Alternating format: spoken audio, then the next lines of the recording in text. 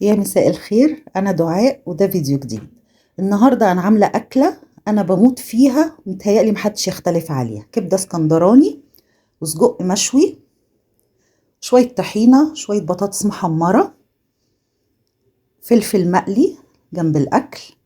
الطعم يا جماعة خرافة. طحينة معاها السجق، شوية بطاطس خطيرة. اللي بيعمل رجيم ينسى الرجيم وهو بياكل الأكلة دي، بجد جميلة. مكوناتها سجق، فلفل ألوان، طحينة والتوابل بتاعتها، كبدة اسكندراني، توم وفلفل حراق، فلفل ده للقلي، شوية بطاطس وليمون للكبدة. الكبدة الاسكندراني نص عليها راس توم وقرنين فلفل حامين. هنشوح التوم وقبل ما يصفر هنزل عليه الكبدة تقلبتين وهنزل الكبدة.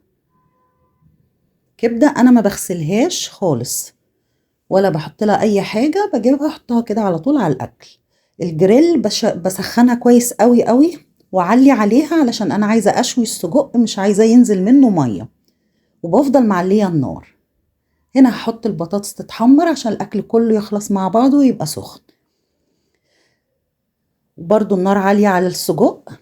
طحينه، ربع معلقه شطه، ربع معلقه كمون، نص معلقه ملح، معلقتين خل، وبنخفف بالميه. واتمنى تكون الاكله عجبتكم. ده شكلها النهائي. لو الاكله عجبتكم فعلوا الجرس واشتركوا في القناه. ميرسي.